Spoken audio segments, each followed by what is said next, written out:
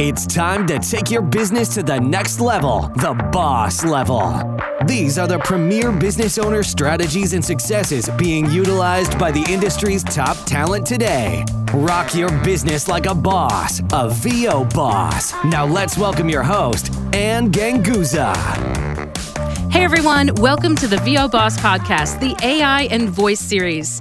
I'm your host, Anne Ganguza, and today it is my pleasure to have special guest, Rolf Veldman, CEO of Voice123, one of the very first VO marketplaces that was around, and I believe it was started in 2003, right, Rolf? I'm not sure. That's true. Well, thank you so much for joining me today, Rolf, and welcome to the show. No, very happy to be here, Anne. So, Rolf, I have to tell you, I was a member. I thought it was back in the very beginning of Voice123, but in 2009, I thought I was a member in 2006, but I could be wrong. Okay. But it tells me I have a profile that I've been a member since 2009, but I swear it was 2006. Either way, I was there when it started, and I remember liking it because it was just a great place to network and meet potential clients. And basically, what I loved about it is that you just kind of let us join, and then if we connected with the client, we auditioned, they liked us, then it was all up to us to kind of communicate with the client and work with the client from then on. And I just really love that model. So Still is the same today. Yeah, which is really kind of a good thing. Like, I'm surprised that it's lasted this long. It's such a great model. Talk to us a little bit about you, because you joined in 2018. Am I correct? Yeah, I joined Voice123 2018. I already knew Alex and Tanya, who were the founders of Voice123. I knew them a couple of years earlier. They sort of kept me under their wing, and then in 2018, I joined as a CEO. Well, okay, so I remember when we met. We met at the One Voice conference in London, and you actually attended one of my presentations, and you were so wonderful. You were so nice and genuine, and I remember meeting you after class, and you were so just quiet that I didn't even realize at the time that you were a CEO of Voice123. I thought maybe you were an engineer. Yeah, you told me that. No, so there was a conference in 2018, and I had talked to Alex and Tanya about the role, and they said, well, because I was convinced I wanted to do it, and they said, well, get to know the industry a bit more, go to events, talk to people, and see if you're still excited. So I went to the One Voice, sort of incognito, because I thought if I get the label of CEO of Voice123, then people start talking to me differently. I better behave a bit more quiet. And then everybody mistook me for an engineer, which is also fine. But I got to talk to a lot of people, and I realized that there's a lot of new things happening in the VO industry back then already. And I liked your approach particularly because it's all about entrepreneurship. Thank you. And the model that we have in Voice123 is, of course, that you have to carry the relationship and the job yourself. We just make sure that you're connected with people. So your approach, I thought, what can we take from it and what can we learn from it? So I basically was your student, which was nice. Well, thank you. I appreciate that. So tell us then about when you came on board. There was a platform change soon thereafter, I believe in 2019. For Voice123. So tell us a little bit about what prompted or facilitated that change, because you guys, I thought, fairly successful from 2003 to 2019. I mean, that's a wonderful running, of a platform. And so what prompted or facilitated the changes, and what would you say were the major improvements in that platform? That's great question. We don't talk about this a lot anymore because it feels so long ago. But like you said, it's only like 2019, right? Last year and a bit. But yeah, so the reason we did it, and I joined in the middle of that project. A bit of context about Voice123 is that yes, it was founded in 2003, but by 2010 and 11, the then owners wanted to make a newer version of Voice123, and they thought they had created it, but it turned out to be a completely different business, which was Bunny Studio, Voice Bunny, as people might know it. And they put all of their efforts in that. And Voice123, as it is what we call a self-service platform, like you can sort of operate it and make sure that clients still come in and voice actors still connect with each other, but you can, with minimal investment, keep it going. And that's what happened for close to a decade. And by the time the companies were split, which happened again in like 2015, they realized, looking at Voice123, like there's a lot of outdated technology on this platform. And there's a lot of mechanisms that worked maybe in 2005 and 2003, but they require an update. And because they have left it alone for such a long time, just by looking at the platform or wanting to change just a slight bit of copy on the platform, like it broke down. It was very complex to manage. All the people that built it most of the people that built it were gone. So we didn't really understand the technology that we have our own. If you remember Smartcast, I do. Which was our algorithm back then. And I joined Voice123 and I said, can anybody explain to me what Smartcast is? And by that time, nobody could. So we didn't fully understand it ourselves. Oh, that makes a lot of sense now. We basically decided complete rewrite. Let's build it from the ground up. And we tried to make the new version what was, but then working a bit better. But in that process, we changed a couple of items, mostly to make sure that there's more easily communication going to happen on the platform. So we built a messaging application. We realized that we have this one-size-fits-all membership plan. This could be way more targeted. All these kind of smaller details we should change to make it easier for clients to find voice actors and for voice actors to be even more in charge of their career. Now, that sounds wonderful if I say it like this. But when we went live, things were on fire. Because I remember that. making a change overnight with hundreds of thousands of people on a platform without a way to test it at that volume besides going live, made for like a hellish 6 to 9 months for my team, who I'm very proud of leading. But they're a bit excited and a bit traumatic about that period. But we lived, and now it's 2021.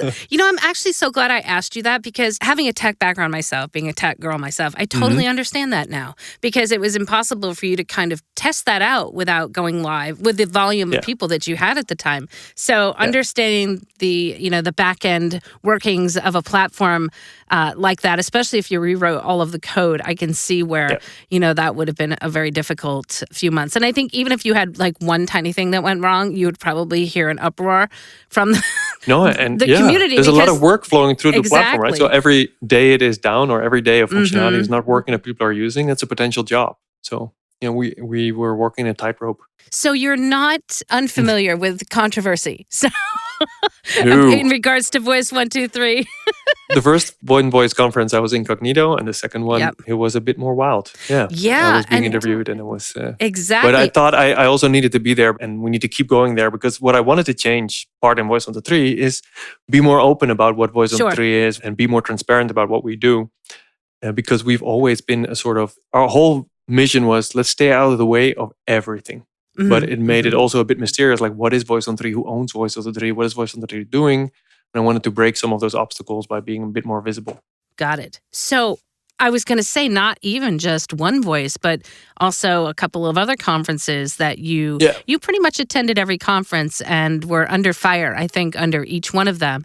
And so I have to have respect that you came there to show up and be as transparent as you could. And so now I know that in the last few months, you were talking about doing some testing in regards to having AI voices on the platform. And of course, the response to that was less than embracing. So let's talk about that. Tell me about those tests and how they came about.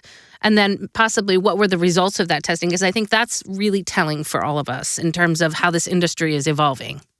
Yeah, makes sense. No, I'm an historian, so I have to go a bit further back. So when I joined Voice123 already, I was talking to the founders who were still very much active still in the company. And we talked about what are the major hurdles ahead, right? Well, one is that this is a very fragmented industry with a lot of different platforms, agents, a lot of different parties. That's a known within the voiceover industry. But already in 2016, we were trying to predict what impact artificial intelligent voiceovers or AI voices or synthetic voices, whatever name you want to put on it, what impact is that going to have?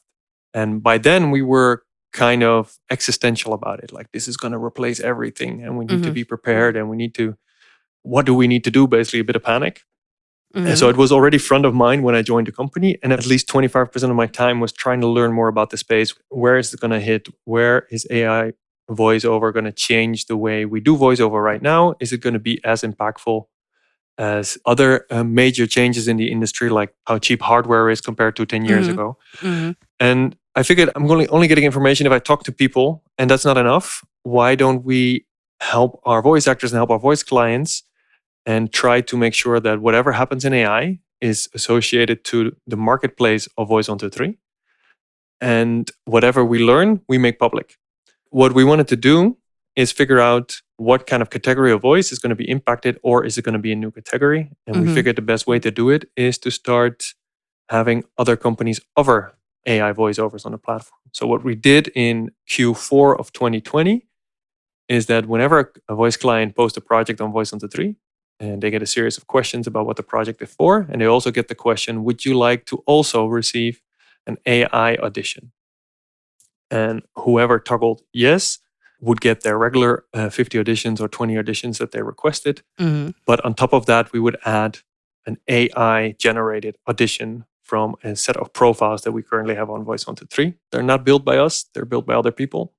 We just tried to select some of a range of different kind of AI voiceovers, like very good to mediocre to not so good, expose it to the clients, and then not with the goal to sell AI voice, but with the goal to learn what would they use it for, what are they willing to pay for it, what kind of categories are they using it for, do they think it's good enough? We've ran that for 6 to 9 months, collected all that data, and built a report out of it that we're going to go live with this week. Wow, that's exciting. Yeah. Can you shed some light on any of that now? Seeing how this episode will probably air after that report comes out, that would be great. Yeah, no, so there's multiple conclusions. First of all, the existential worry that we had in 2016, we no longer have by a mile. So it's very likely that whatever happens in AI, it's going to be a new category. It's not going to change fundamentally all of the voiceover work that's happening. Meaning it'll just be an AI category of work? That's one way, because what AI does is it fulfills a kind of problem that currently exists, right? So you, Anne, have a limited amount of time, and people who post projects want to have most of the work now, right? Yeah. The turnaround time is an issue. And you know what's interesting about that is that every person that I've spoken to about that says, well, voice actors don't have time.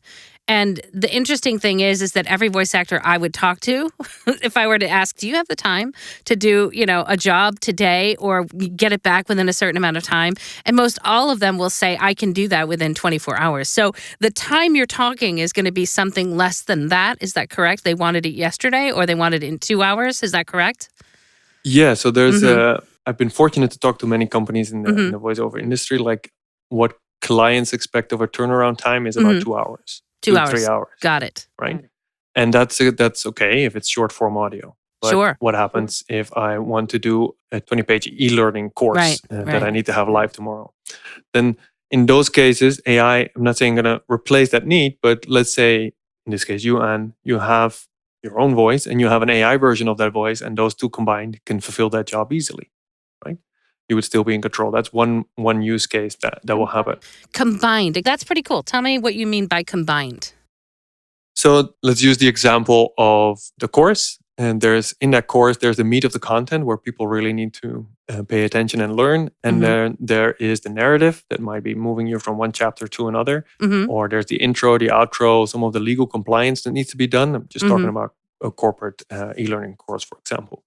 Then all that side stuff, for lack of a better word, could be the AI version. And then where the convincing learning happens is where you step in, because that's something that AI cannot do. It's not convincing, and it's still notably very much AI. So those kind of hybrid solutions might be one way to go for, in this case, you to better prioritize your time. And you can quote that way, right? So I can say, do you want this 20/80 or 50/50 or 100%? That's in terms of content being 20% AI, 80%. Very interesting. You're probably the first person that I've spoken to that has actually suggested that in regards to e-learning, because doing a lot of e-learning myself, I'm very much the teacher behind the mic. And I know that for a long time, it's been okay to not necessarily be a teacher behind. And a lot of times people who've taken online learning courses, it has kind of sounded robotic. And so after 20 years of teaching experience, my big thing is like, you need to be a teacher behind the mic, and 100%. It cannot sound robotic. It has to be engaging. So I kind of like this hybrid idea that you have. And is that something that you found that clients were also looking for, or did they not know at that time, or that you didn't ask the question, that involved? No, this is a very specific solution that came out of me looking at the data from the different types of clients that I can see, okay, this might be one of the applications. Oh, okay. So in this case, I agree with you that e-learning has also sort of reacted to this AI revolution in the last couple of years because AI is already here, of course. Sure. And all these Sure. e-learning courses were robotic, but the ones that were performed well performed better with their listeners, right? Exactly. Which is another opposition of AI is the super rise of conversational voiceover, right? That's the hardest thing to do for AI. And Absolutely. I think in a more digital space, and I'm not just talking about voiceover, but in the way that we lead our lives, we try to find more human connection, thus advertisement and any kind of content that has a more human touch, meaning a more conversational, less acting touch, even though doing a conversational job is super hard, might be the hardest one, is the one that's rising to oppose that kind of machine-driven style of acting. I think it's a similar approach to what you mentioned about e-learning, that actually the teaching happens behind the mic. Sure does. Acting happens also behind the mic. But in VO, you could also say there's certain types of job that require, on a scale from 1 to 5, like level 4 or 5 of acting, and some might require 1 or 2. And then the 1, 2, 3 might be the place where AI is going to have an impact. Yeah, well, I absolutely think that there's something that as voice actors, we need to understand also that it is a market-driven industry, meaning if it's okay for people to consume, let's say, an AI voice, and I think there's something called the uncanny valley, right? Yeah. Where the closer it gets to human, kind of the creepier maybe it gets, or the more that we don't trust it. So therefore, certain genres lend themselves better than others where trust is an issue. And I think budget too, of course, right? I know that I'd love to say academically, everybody should be a teacher behind the mic and all academic institutions should hire a teacher behind the mic. But that isn't always the case due to budget restraints. And I do know that there's also lots and lots of material that for compliance needs to be completed. And it's not necessarily a lesson, so to speak, or it's just information driven that needs to be in audio format. So I could see where maybe there might be a usage for that. But tell me a little more about what results you got in terms of genres or reasons for people wanting to use AI versus a human voice. So one of the interesting things that we try to figure out, we asked all the people that are involved in the experiment from the client side, and we've exposed this to tens of thousands of clients, is that over 50% of them would use it for either translated or localized content. That's the biggest category. And by translated, that doesn't necessarily mean it's an, but then an in German, in Dutch, and in Spanish, etc. That's one application. But by localized and translated content, also it's like the dynamic audio form or the dynamic advertising form, where right now, if you record those kind of jobs, you would have to read all the different scenarios of that dynamic ad. So whether it's rainy weather or sunny weather, you would have to read all those lines, and then whoever builds the ad creates the algorithm to then push the ad on a rainy day or a sunny day with the right words. But that's the kind of thing that an AI voice version of you can also complement. So you record the bass, and then the AI voice of yourself could be used to make the ad more dynamic or local or with a slightly different accent. So if you have to go into Boston, I don't know how well your Boston accent is, could be one way to go to have like a Boston template. And of course, people are going to recognize it and as being the original, but in most of the cases, that's not the intent, right? It doesn't have to be perfect. Like the uncanny valley problem applies to a lot of voiceover jobs, but not all of them. The meat of audio content is not broadcasted. Right? Yeah, or is only broadcasted in very short form and has a Right. very short existence span, is tested material. There's a lot of audio applications where it happens. So translated content is one. IVR is one that stuck out straight away. I mean, it's the most obvious one, I think. Sure. I agree with that. Video games. We talk to robots anyways on the phone. Yeah. You know, it's been that way for a long time. So I think that the more that people's ears get used to it, the more it's going to be, okay, to hear those. I think as long as people don't feel like they've been duped or it's transparent, right? Exactly. Yeah. So interesting. But and even there, you could see a counter movement because I personally, I always get frustrated if I feel I'm not talking to a person but to a bot. So you could also see that IVR goes the other way. But yeah, let's leave that for granted. So the other interesting category is video games and animation. Particularly video games, it was that kind of heavy character work. Again, the AI can be used either as an enhancement tool or as a way to make almost alien-like characters. Like that's just the editing capabilities that an AI version of your voice has. Sure. But mobile gaming is one of the fastest growing sectors. And that's a very competitive industry where mostly the funding happens after the original trailer of the game. So that game needs a couple of placeholders of a voice. And again, that's where AI comes in. And that opens up a window for kind of pricing, right? So you're not going to, this is what a lot of people do. Oh, you can do it for free and then you get a lot of exposure. Never do that. Yeah. But in this case, like you can use my AI version of the voice for whatever dollar amount you want to do it, or do that for a relatively low amount and then try to negotiate a contract more on revenue sharing of the success of it. And then suddenly this tool opens it up. And how video games is driving the AI changes as well is that it focuses on the Irishman kind of like solution. I don't know if you've seen the movie The Irishman, but the Robert De Niro gets young, old, young, old, young, old. Right? That idea, but then with voice, like a younger version of your voice, an older version of your voice, a different accent, different gender. That's the kind of thing that very specific companies are focusing on. And then talking about that from a voice actor perspective, that suddenly opens your reach for a certain amount of projects. So I think that's one of the reasons why gaming and animation is one of the, also a relatively popular choice from our clients to use it for. And the one that I feared the most is not that impactful. 15% of our clients said they would use it for advertising. About 20% would use it for promos. And that's going to be very specific solutions, I guess, because it really depends on the level of broadcast you're going to do it for. Right. But there's still a use case for it. And again, I think it's related to another industry trend where the most popular form of audio content right now is short form audio, up to 6 seconds, 5 to 7 seconds. And that's mostly under marketeers. And that happens on mobile, that happens on video, but those kind of short video audio clips. Sure. And that's mostly very targeted, super tested voice material. Yeah, it's short form. And the life cycle is, short form and not just short form in terms of time, but also short lived. That makes sense. So it seems a very organic place for an AI voice to sort of move inwards. And then you would have to think about, okay, how I'm going to license this and how are they going to pay for the use of my voice, even if it's such a short form. So it changes. It's going to create some new usage categories. Exactly. So that leads me right into my next question. So then are you essentially, after doing this study, I mean, is this something that you feel Voice123 will be offering? And are you offering it now, or will you be offering? And if so, is there any way that you will be including usage and licensing options that might help protect the voice talent? So the mistake that we made early on was, let's build this technology ourselves. We can't do that. And the mistake that some of these AI companies are doing is, okay, we have the technology. Now all we need is to find a marketplace where we can expose it to people. Voice123 cannot build the technology. Those AI companies don't have the marketplace. So I think the only logical way for us as Voice123 is to enable that kind of technology. Meaning that we showcase the companies that focus on AI voice to either help voice actors record their version of the voice, or for voice actors to be on their roster and then offer that service on Voice123 as like a network of voiceover.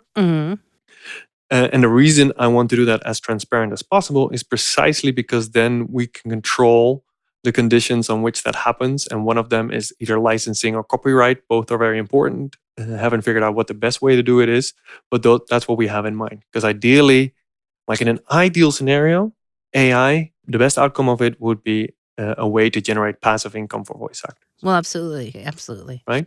But for us to get there, I think it only works if you have some weight behind you. And thankfully, because we're 20 years old, even though our platform is now 3 years old, we can use that weight. And I'm trying to make this as public as possible because I also want other companies that are in this space, even our big competitor, I would like them all to adopt a similar strategy, because it's been proven hard for the unions to solve this puzzle alone. So we should be very transparent and open with them and work together so we can have a uniform agreement. Okay, this is how you license for AI. These are the kind of contracts that we should do there. Okay, that all sounds really lovely, actually. Have you been in contact with the union at all in regards to working together for something like that? Yeah, I've been trying to share at least all the data, the reporting that we found already, some earlier versions with them so they can already build their own pricing model. Great.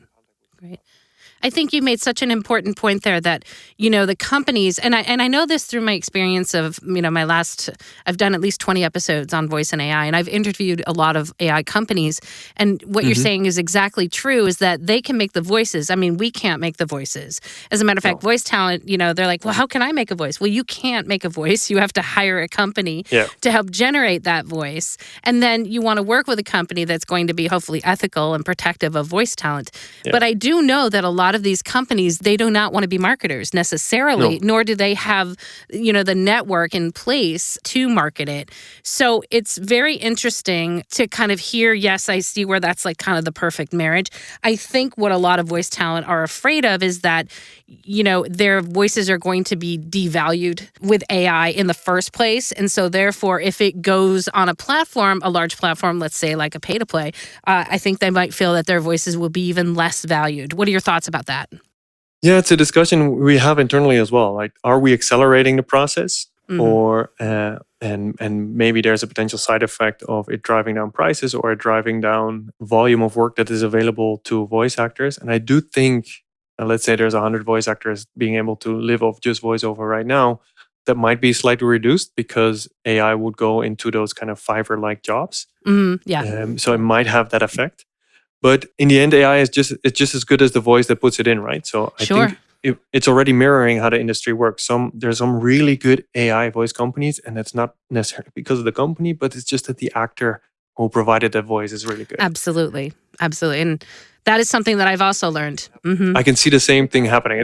It's mirroring the existing industry where you also have like a top tier of actors, and then you have people struggling to learn and people in the middle. And I think there's place for an AI version of, in this case, Yuan, for you to offer that somewhere. I think if we wouldn't necessarily do it on Voice123, maybe it's my fear of missing out or my anxiety there, but I feel that if we're not shaping it, then it's going out of our control.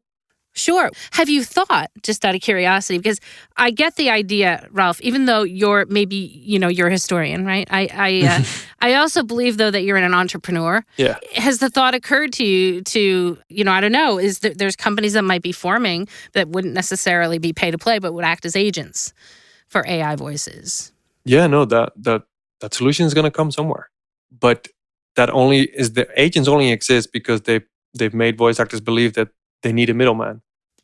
True. So I think the same is for AI. If it with the right interface, with the right agreements, then a voice actor can do that themselves. Well, I think voice actors, in terms of marketing, right? It's kind of as it is now, right? What options do voice actors have now in terms of marketing their voice? There's many options. They can have an agent, depending on the genre, right? I think agents help in the commercial realm of things, in the broadcast realm of things. Pay-to-plays are one option to really present yourself with opportunities. And then there's to choose from. Yeah, and then there's direct marketing. So I think that it's really inherent upon the voice talent themselves and how they market themselves. But I think this is like a new territory. And if they choose to possibly make an AI voice, they're going to have to figure out how they want to market that AI voice and also protect that AI voice. And I think there needs to be probably, laws enacted, which, there's a couple of things that are going on right now currently that will really help in that, even though they may seem like horrible things right now happening, like the TikTok case. And now that the movie with Anthony Bourdain, right, with, I don't know if you'd heard that, but with him using AI to generate lines that he did not say, I think that there needs to be laws put into effect that can help protect the artist as well. And I think that's all coming. I think that's coming. And as much as I hate to hear of these events happening, most laws don't get put in place until there's something that, prompts it to be enacted. And I know that this would, if there were laws put in place, it would make a lot of voice talent feel a whole lot easier about the situation. So plus it's hard to globally enforce those laws. Yes. So and I think Voice123 is the kind of company that benefits from a more stricter protection of the voice actor, because in the end we only exist because voice actors find work on Voice123, so we want to keep it that way. So if that's no longer happening, then Voice123 is in trouble regardless. And that's why I don't want to wait for those laws to be in effect and then build something. I want Voice123 to be the platform where it happens, and then transparent where it happens, and then help the community together build those kind of first set of agreements. Yeah. That's encouraging. So that theoretically, what I think I'm hearing you say is that if a voice talent it has an AI voice and wants to market it through Voice123, that they would be protected under your platform for licensing and for their voice. Yeah, so that would be the ideal scenario. Yeah. And then it's about tracing that audio, right?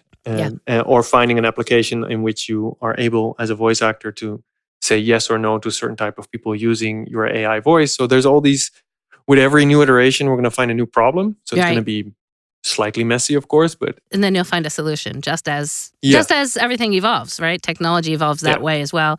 I remember 15 years ago, now I'm going to date myself, but no, it was longer than 15 years ago, when I was installing some of the very first installations of voice over IP, and people just said, it'll never work. This is horrible. Like, my calls just don't go through. And then look at us now. I'm actually talking to you in the Netherlands over a voice over IP, voice over the internet kind of scenario. So it's very interesting to me. So, wow, Rolf, this has been very enlightening. I really, really appreciate you taking the time and talking with us about this very important topic.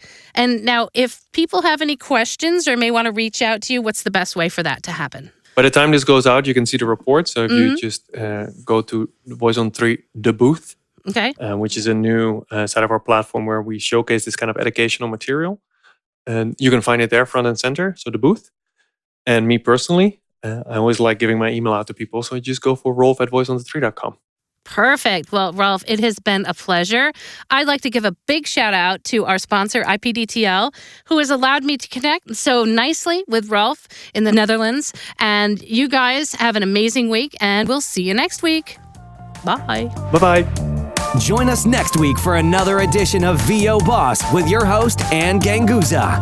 And take your business to the next level. Sign up for our mailing list at voboss.com and receive exclusive content, industry revolutionizing tips and strategies, and new ways to rock your business like a boss. Redistribution with permission, coast-to-coast connectivity via IPDTL.